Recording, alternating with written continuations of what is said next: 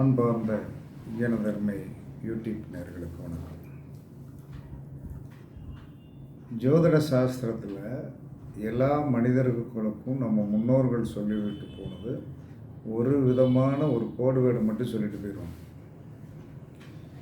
அப்போ அவர்களுக்கு என்ன சொல்கிறான்னா, நம்மளுடைய புத்தியை விரிவாக்கம் செய்வதற்குண்டான ஒரு எண்ணம் அவர்களுக்கு என்ன சொன்னான்னா வரணும் அப்படிங்கிற நோக்கத்தில் தான் இப்போ எல்லா மனிதனுக்குமே என்ன சொல்கிறாங்கன்னா ஒரு நட்சத்திரம் நின்ற இடம், ஒரு நட்சத்திரம் ஒரு இடத்துல நிற்குது. அந்த நட்சத்திரம் நின்ற இடத்திற்கு என்ன சொல்லலான்னா, அந்த நட்சத்திரத்துக்கு உண்டான ஒரு நட்சத்திரத்தில் ஒரு கிரகம் நிற்குது. அப்போ ஒரு நட்சத்திரத்தில் ஒரு கிரகம் நிற்குது அப்படின்னா, அந்த நட்சத்திரம் ஸ்திர ராசியில் நிற்குது. அந்த நட்சத்திரத்துக்கு உண்ட ஒரு கிரகம், இப்போ நம்மளுடைய தனஸ்தானத்தை பற்றி தான் பேச போகிறோம். இப்போ இந்த தனஸ்தானாதிபதி என்று சொல்லக்கூடிய ஒரு கிரகம் நமக்கு ஒன்று இருக்கும். அது ஏதாவது 12 கட்டத்துக்குள்ளே ஒன்று இருக்கும். அப்போ அதை வலிமைப்படுத்தினால்தான் நாம் நிமிஷம் பொருளாதாரத்தில் மேன்மை அடைய முடியும். நீங்கள் எல்லோரும் என்ன நினச்சிட்ருப்பீங்க அப்படின்னா,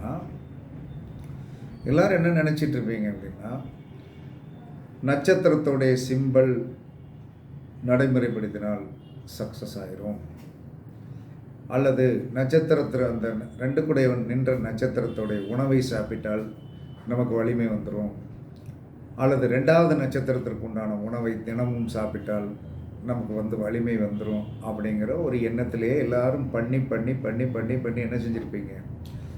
கண்டிப்பாக என்ன சொன்னாங்கன்னா அதாவது செயல்பட்டிருக்கும், செயல்பட்டிருக்காது என்று நான் சொல்லவே மாட்டேன், செயல்பட்டிருக்கும்.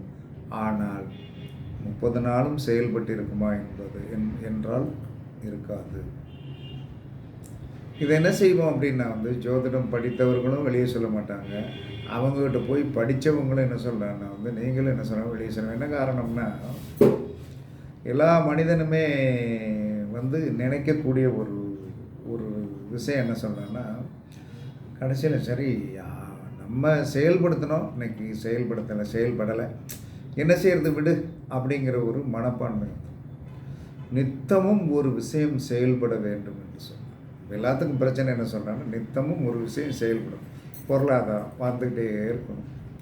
இந்த பொருளாதாரம் வந்து கொண்டே இருப்பதற்கு நாம் என்ன சொன்னோன்னா, உங்களுடைய 2 குடையவன் எந்த நட்சத்திரத்தில் நிற்கிறானோ, 2 குடையவன் நின்ற நட்சத்திரம், அந்த 2 குடையவன் நின்ற நட்சத்திரத்தை என்ன சொல்கிறான்னா நீங்கள் லக்கணமாக வையுங்கள். 2 குடையவன் நின்ற நட்சத்திரத்தை லக்கணமாக வையுங்கள். அதிலேருந்து 1-5 இப்போ ஒரு மனிதன் துலா லக்கணம்னு வைங்க. துலா லக்கணத்தை எதுக்கு அடிக்கடி சொல்கிறேன்னா, அது சந்தோஷ லக்கணம், சந்தோஷத்தை கொடுக்கும். எப்பயும் ஹாப்பினஸ்ஸை தேவைப்படும் போது அப்படியே எடுத்து பிரிட்ஜில் வச்சுருக்கிற நமக்கு விருப்பமான ஒரு பானம், அதை எடுத்து படக்குன்னு குடிச்சிக்கலாம். கடைக்கு போய் தேடி வாங்க வேண்டிய அவசியம் இருக்காது. யாருக்கு? துலாலக்கணத்தில் போய் பிறந்தவங்க, கும்பலக்கணத்தில் போய் பிறந்தவங்க, மிதநலக்கணத்தில் போய் பிறந்தவங்க எப்பயுமே லைஃப்பை ஜாலியாக அனுபவிப்பாங்க. அவங்க நீங்கள் அவங்களுக்கு என்ன சொன்னானே, எதுவுமே இப்போ தேவைப்பட்டுச்சா 10 நிமிஷத்தில் என்ன அதை வாங்கிட்டு சாப்பிட்றோம். அது நல்லா இருக்குது நல்லா இல்லை, எனக்கு விருப்பப்பட்டே நான் சாப்பிட்டா தான் சந்தோஷம். துலாத்துலேயோ கும்பத்திலேயோ ஒரு மிதனத்திலேயோ ஒரு கிரகம் உட்கார்ந்தால் அது கண்டிப்பாக சந்தோஷத்தை கொடுக்கும். ஏன்னா அங்கே சந்தோஷம் நிரம்பி இருக்கிறது. அப்போ என்ன சொல்கிறான்னா, அந்த 3 ராசிகளிலும் பாருங்கள், செவ்வாயுடைய நட்சத்திரம் இருக்கும். அதற்கடுத்து என்ன சொல்கிறான்னா ராகுவுடைய நட்சத்திரம் இருக்கும். அதற்கடுத்து என்ன சொல்கிறான்னா புதனுடைய நட்சத்திரம் இருக்கும். அதாவது செவ்வாயுடைய நட்சத்திரம் இருக்கும். அதற்கடுத்து என்ன சொல்கிறான்னா ராகுவுடைய நட்சத்திரம் இருக்கும். அதுக்கடுத்து குருவுடைய நட்சத்திரம் இருக்கும். அப்போ ராகு இருக்கின்ற இடத்தில் எப்பயுமே வந்து என்ன சொன்னா பார்ட்டி நடந்துக்கிட்டே இருக்கும். ராகு இருக்கிற இடம் பார்ட்டி கொடுக்கக்கூடிய இடம், சந்தோஷம் கொடுக்கக்கூடிய இடம். கேது இருக்கக்கூடிய இடத்துல வந்து என்ன சொன்னா கடுக்காய் கூட கிடைக்காது. கேது இருக்கிற இடத்துல போய் கடுக்காய் கூட கிடைக்காது. ஆமாம், ராகுவுடைய நட்சத்திரம் இருக்கின்ற இடத்தில் உங்களுக்கு கிரகம் இருந்தால் கண்டிப்பாக நீங்கள் என்டர்டெயின்மெண்ட்டை நல்லா தான் பண்ணியிருப்பீங்க. எத்தனை வயசானாலும் நீங்கள் பண்ணிகிட்டே தான் இருப்பீங்க. அதை உங்களை யாராலையும் மாற்றலாம் முடியாது. ஏன்னா அவன் போகத்திற்காக பிறந்தவன்.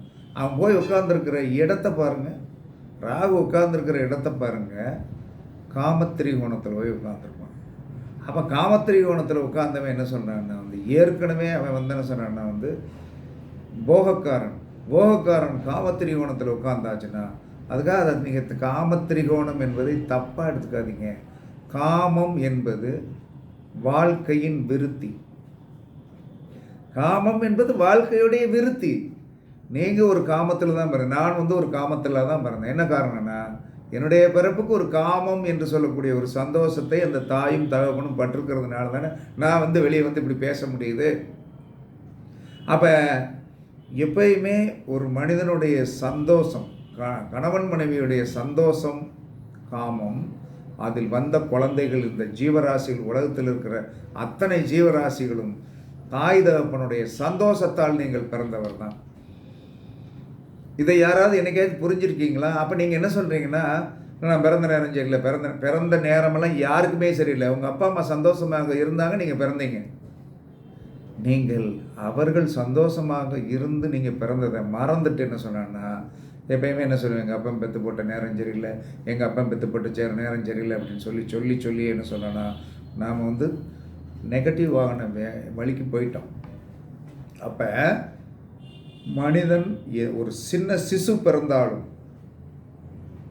அது சந்தோஷத்தில் பிறந்தது தான். அதை வந்து நம்ம வந்து வலிமைப்படுத்த நமக்கு தெரியல. இப்போ நம்ம வந்து டாபிக் வந்து 2 குடையவன் என்று சொல்லக்கூடிய பணம் சார்ந்த ஒரு விஷயத்தில் ஒருவன் பயங்கரமான வெற்றி பெறணும், பொருளாதார வீழ்ச்சியை அடையக்கூடாது என்று சொன்னால் அந்த 2 குடையவன் நின்ற ராசி என்ன ராசின்னு பாரு. அதுக்கு 5வது ராசி என்ன ராசி, அதற்கு 9வது ராசி என்ன ராசின்னு பாரு. அப்போ 2 குடையவன் நின்ற ராசிக்கு நின்ற ராசியிலிருந்து அந்த நின்ற ராசி, அதுக்கு 5வது ராசி, அதுக்கு 9வது ராசி, இதுதான். அதில் ஸ்திர ராசி எதுவோ அந்த ஸ்திர ராசிக்குண்டான தெய்வத்தை வழிபடுங்கள். உங்களுடைய பணம் நன்றாக ரோலிங் ஆகும். இதுவும் ஒரு வழி. அதாவது வந்து மதுரைக்கு போகிறதுக்கு ரோடு மார்க்கம் இருக்குது. அதற்கடுத்து என்ன சொன்னான்னா ட்ரெயினில் போகிற ஒரு மார்க்கம் இருக்கிறது. இது ஃப்ளைட்டில் போகிற மாதிரி. டக்குன்னு வந்து இறங்க வேண்டிய தேசம் ஃப்ளைட்டில் போயாச்சுன்னா 2 மணி நேரத்தில் வந்து என்ன சொன்ன மதுரையிலேருந்து என்ன சொன்னா வந்து ஒரு மணி நேரத்தில் சென்னைக்கு போயாச்சு. இது ஒரு வழி. அப்போ எந்த ஒரு கிரகத்தோடைய அனுகிரகத்தை நீங்கள் வாங்க வேண்டுமோ அந்த கிரகம் நின்ற இடத்திற்கு 1, 5, 9 ஸ்திர ராசி. சில நேரங்களில் ஸ்திர ராசியிலே நிற்கும். ஸ்திர ராசியில் நிற்கணும். அந்த ஸ்திர ராசிக்கு உண்டான அந்த கட்டத்திற்கு உண்டான தெய்வம் யார்? ஒரு துலாம் லக்கணம் அப்படின்னா 2 குடையவர் 2லே நிற்காருன்னு விருச்சிகத்திற்கு உண்டான முருகப்பெருமானை ஒருவர் காலையில் போய் வந்து என்ன சொன்னான்னா வாயாளனால் என்ன சொல்கிறான்னா ஓம் சரவணபவம் 108 தடவை சொன்னால் அந்த விருச்சிகத்தில் இருக்கிற அந்த செவ்வாய் வந்து வேலை செய்வார். அவர் என்ன சாரம் வாங்கினாலும் விருச்சிகத்தில் என்ன விசாகம் இருக்குது, அனுசம் இருக்குது, கேட்ட இருக்குது. இந்த 3க்கு கெட்டு யார்? செவ்வாய் தான் கெட்டு. நீங்கள் என்ன விசாக நட்சத்திரத்தில் இருக்குது, என்ன ராசி? விருச்சிக ராசின்னு தான் சொல்லுவீங்க. அதுக்கு அடுத்து தான் நட்சத்திரம். விருச்சிக ராசியில் பிறந்திருக்கேன், அனுச நட்சத்திரம். அதுக்கு அடுத்து தான் அந்த ராசியோடைய நாயகன் யார் என்று சொன்னால் அந்த 3 நட்சத்திரத்திற்கும் ஹெட் ஆஃப் த டிபார்ட்மெண்ட் வந்து அந்த ராசிநாதன் தான். அந்த ராசிநாதனை மீறி வந்து இந்த 3 பேரும் ஒன்றும் செய்ய முடியாது. என் வீட்டுக்குள்ளே வந்துட்டு சார் 3 பேர் உட்காந்துருக்கீங்க, என்ன மாரி நீங்கள் என்ன செஞ்சிருவீங்க? செய்ய முடியாது. அதை புரிந்து கொள்ளாமல் என்ன சொல்லணும், நட்சத்திர சாரங்கள் என்று தன்மைகள் இருக்கிறது, அதை நம்ம ஏற்றுக்கொள்வோம். ஆனால் எந்த ஒரு வெற்றிக்கும் காரணம் என்ன சொன்னான்னா ஸ்திரராசியே. எந்த ஒரு வெற்றிக்கு காரணமும் ஸ்திரராசி தான். காலபுருஷனுடைய 2, 5, 8 2, 5, 8, 11 என்பது பணபரஸ்தானம்.